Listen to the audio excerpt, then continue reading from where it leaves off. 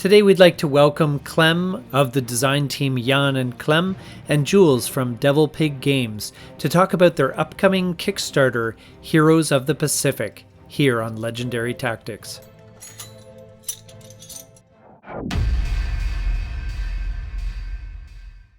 Just wanted to welcome both of you. We have Jules and Clem here today from Devil Pig Games. And just wanted to welcome you to Legendary Tactics. Thank you so much for joining us. Thank you to welcome. Yeah.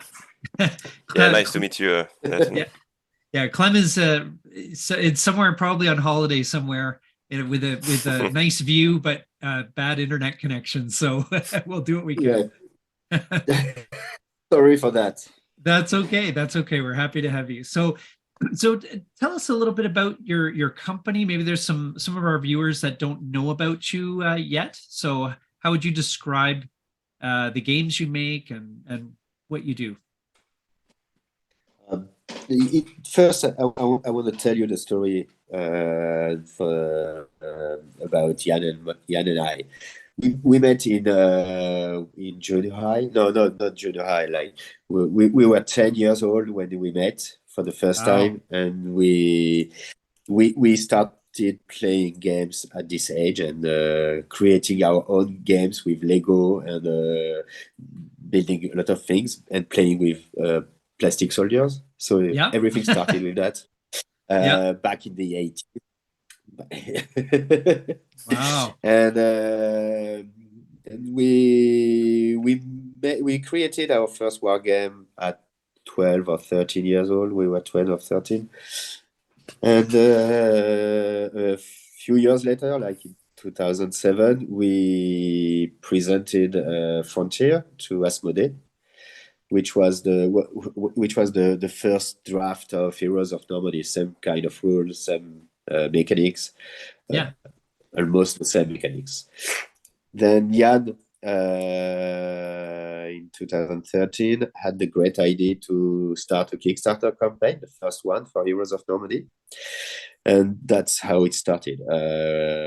You ask how was a business in France, a board game business in France. At this time, it was very difficult because Kickstarter didn't want French company to run campaign, so we had to create a company in England.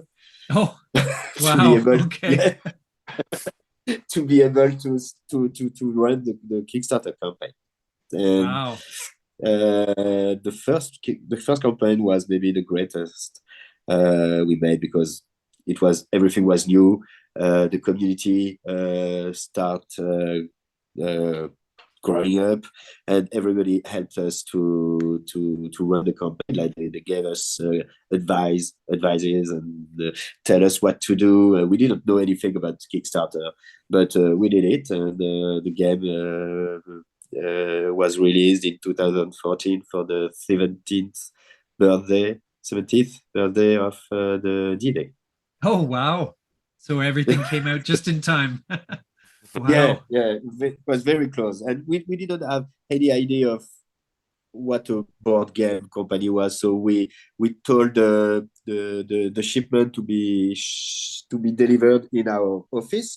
So we saw this massive truck full of boxes parking in front of our office, and the office was too small for the boxes, so we had boxes everywhere. We were sitting on boxes. That was so funny, but great memories, great souvenirs.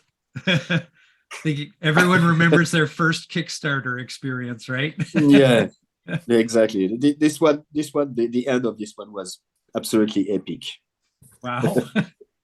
Oh, that's great. So, and how did you come up? It sounds like you were looking for a war game, but one that was easy to play. Maybe you were looking to find something. Maybe if you got together in the 80s, maybe you were playing some old Avalon Hill or SPI games and maybe felt they were too complicated, or what was the process behind that? We played simply a war game like Zargos, if you remember, and Siege, Cryavok from Duccio Vitale. And the main idea behind Frontier which the draft for Heroes of Normandie was Jan just turned dad. He had a kid, and he didn't have time enough. He didn't have enough time to paint minis for the war game.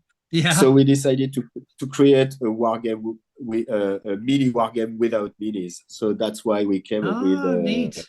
the token. That's the main idea behind that. And yeah. And we wanted something fun, something easy, something simple. Nice. Huh. Yeah.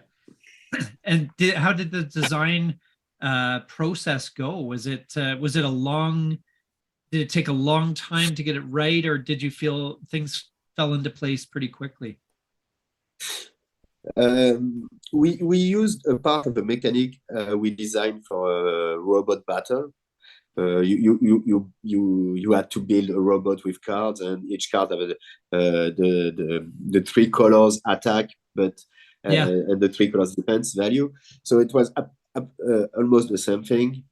We designed it, but it wasn't good. And when we decided to create a war game with without minis, we used this mechanic that worked and use it for Frontiers. So the process to design Frontier was easy because all the job was done before for another game. So it's a kind of recycling. It's a recycling game. Oh. Did you have to do much research in terms of looking at the different vehicles and historical troop capabilities, or is it more of a generic kind of process, more for the fun of the game as opposed to any historical accuracy? I wasn't a World War II specialist before working on the Heroes of Normandie. I liked the period. I liked the stories, but I didn't read a book. I didn't pay attention that much for that. But when we started to design Heroes of Normandie, I discovered that the 4th Infantry Division was followed by Ernest Hemingway. Oh, Who, and he presented himself as the archivist of the division, and one of his novels is based on the life of one of the officers of the 4th Infantry Division. So I'm a kind of intellectual nerd, so I can say that. So that's why I wanted I choose this division because of Ernest Hemingway. So I started to read book and educate myself about World War II. So yes, a lot of study, a lot of research for the vehicle. We want the game to be historically accurate as much as possible. So yes, a lot of study, a lot of research. Yes. For every campaign, every front, so I read a lot of about Stalingrad, about the Pacific, about the Normandy, and North Africa, and for the future. Wow. So so now you're a World War II specialist. Yeah, I designed more than 120 scenarios for Heroes of Normandie, so yes. Yes. Oh, that's great. Now, what is now that the game's been out a few years and there's this new thing coming, what's your favorite part of the game? What's something which every time you play it or you see others play it, you're just like, that's the best part of this game? I'd say when people tell themselves a story about the game, like for no reason, there's the specific unit, not even a hero, but one infantry unit what is very lucky or do something very special. So people are starting to imagine a story about the soldiers on the counter, and then that's what I prefer in this game, like telling stories while playing. Yeah, oh, that's good. And so when you're talking about the game, if you're speaking to a gamer, is there anything that you can say to someone who if you want to get them interested in the history, And if you speak to someone who's a World War II specialist, how would you get them interested in the game? What would you say to each of those people? If he's very interested into the World War II, I'd say that the game is historically accurate, so he really we try to recreate the feeling of specific battle, like in the street of Stalingrad, or in the street of Caen, or in the countryside of Normandy with the blockade, or on the beach on Omaha Beach. So we really try to represent the feeling of each different battle using historical facts and historical units. So yes, the units for Stalingrad in 1941 are not the same than the unit in Normandy in 1944. The gears, the gear, the vehicles, the armament progressed. So you can see all these aspects in game. So maybe someone very interested in World War II would like that. Yeah. And what about someone who's approaching it as just a gamer who just likes to play games, but to get them interested in the history? We write a lot of stories of background, historical background, Hollywood background, because the other part of the game is the Hollywood style, the war movies from Hollywood, like Kelly's Heroes, Wendy Hagel dares, all those classic movies from the 70s and 80s. And so if the person is not interested into World War II but just a gamer, I'd like to think that maybe what we write, how do we present the game, may make him have some more, make some research and pay attention to the World War II. Maybe, I hope. Good. And so so you do the Heroes of Normandie series, I guess you could say. Are there any other games that you guys publish that we should know about? We published Head of Tower. We were not the designer of this game, but we worked a lot as a publisher on the game. But when we published it, it was like a tower defense, a competitive tower defense, and we really like it. Like you throw your monster from your path to your opponent path and destroy their towers, and so that was really funny. And we published also the Heroes of Normandie tactical card game. Still not us as designer, some friends. Oh, and and Carnage, of course, game mainly designed by Jan, and a very funny and loud game, because you have to scream, to yell. People in the fair, in the game fair, hated us. Like when we presented Carnage, they didn't want to be our neighbors. Yes, that's because if you have some peaceful, quiet game right next to that, it would be very distracting. Yeah. So not our style. Yeah. So I always like to feature, from a game designer's perspective. What advice do you have to people watching who maybe have an idea for a game, who have a dream of getting it on Kickstarter one day?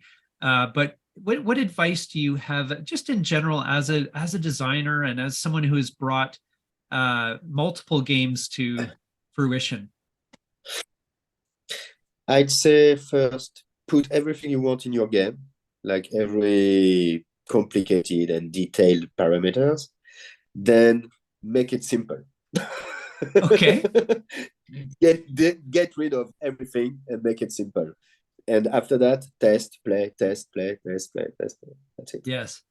Okay. So don't save anything for the expansion. Just put it all in there, and then simplify from there. So I was speaking about mechanic, like the mechanics. When you design a game, you want everything in it. Like you want for example, if it's a war game, you want the gas used by the units, the ammunition, the food, the clothes, everything.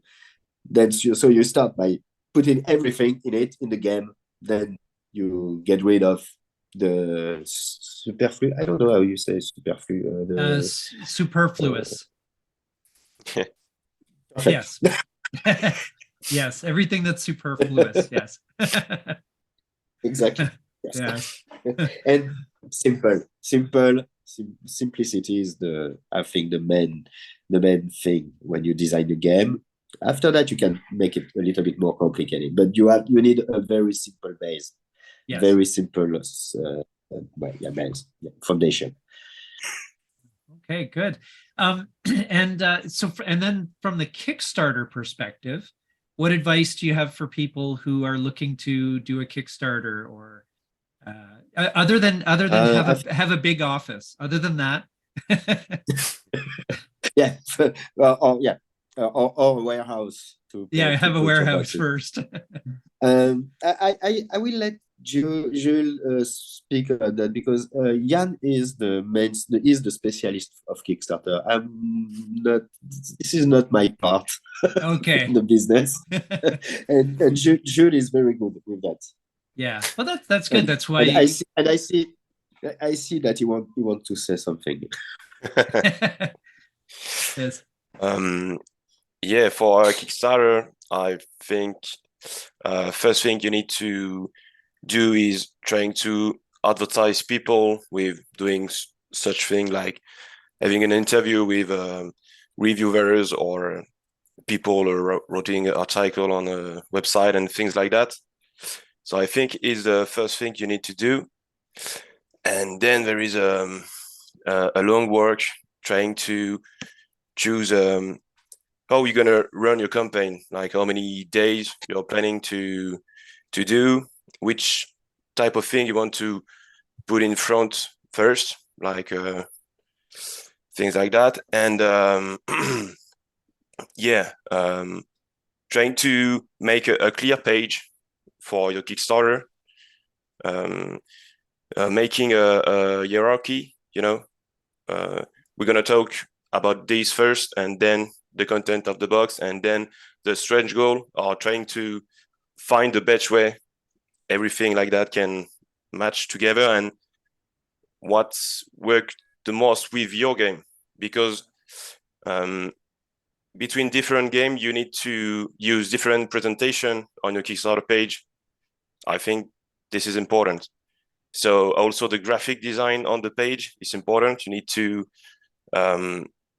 give people, you need people want to play the game, like, wow, these visual are great or awesome, or yeah, I like this typography. So that's kind of a nerd thing for me, the typography, the font.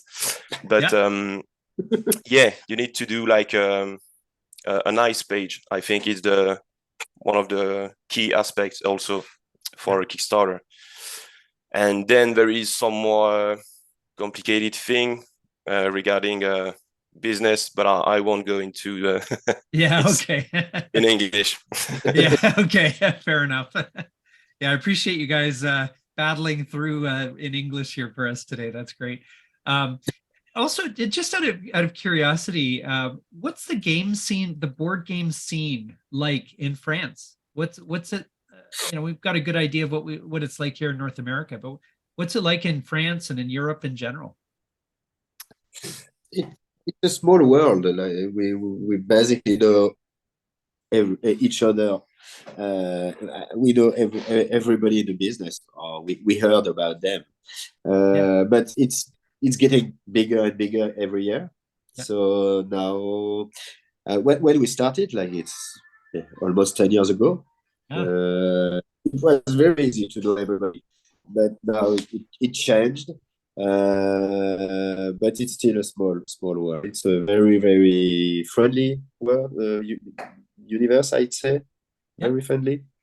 And people are nice in the game industry, because it's games and not technological weird things. Yes. Very serious business. But I don't know. Yeah. Oh, that's good. Well, last question for you, Clem, because I know your internet's really struggling here. So what is next for you guys? What have you got? Is there anything you can share about projects that you're working on, or things that are coming out soon, or anything that people can begin to follow? The next thing is, of course, Heroes of the Pacific. Yep. So a new front for Heroes of Normandie. But but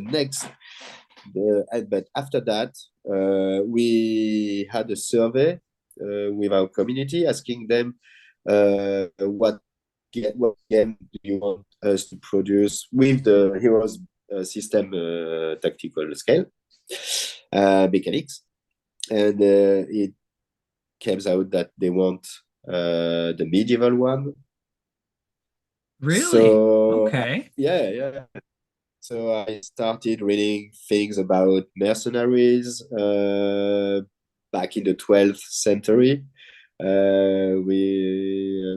So it will be something around mercenaries. Really? Richard Lionheart and stuff like that in this period, in this time. Wow. So heroes of of Normandy, but back in 12th century Normandy instead of Yes, and a little bit more south. Yeah, okay. Wow, that sounds like it could be really fun. That's how, especially if it has the same kind of aesthetics and mechanics or something, along with that same level of fun of Heroes of Normandy. I know I've really enjoyed playing it, and so that sounds really exciting. I hope it will be, but I think we are mastering the hero's spirit. Let's call that.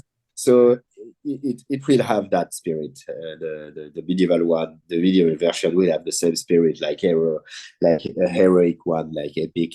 We like the movies like Vikings with Charlton Heston, and yes, those exactly. It will be inspired by this kind of movies. Yeah. Oh, that's excellent. Yeah, and now you're going to become a medieval mercenary specialist. So World War II specialist and medieval mercenary. Yeah, that's a great part of the job. Yeah. To learn things. I like that. Absolutely. Oh, that's great. Well, we really look forward to obviously Heroes of the Pacific and all of the future games that you guys are putting together. You're doing a great job, so it's I have the cardboard and the digital version of Heroes of Normandy, and it's great. So thank you. All right. So thanks so much for joining us, Clem. I know that Jules and I are going to have a bit of a playthrough, but I know yes, you have. So are you on vacation, or are you just no somewhere? No, just not a great internet connection. Just a weekend in the countryside. Oh, okay. Well, that's okay. That counts. But anyway, thanks for taking some time with us to teach us about your game and your company, and we look forward to all your future output, and maybe we can chat again sometime when the medieval mercenary game comes out. That'd be great. Yeah, with pleasure. That was a pleasure to meet you, Nathan, and I hope we will have another chat about sword and axes and that sounds good. Siege towers and ballast. Absolutely. All right. Thanks so much for joining us. Yeah, you're welcome. Have a nice day. Have a nice game. Thank you. We will. Take care. Salut, Jules. Salut, Clem. Ouais, ciao. Bye.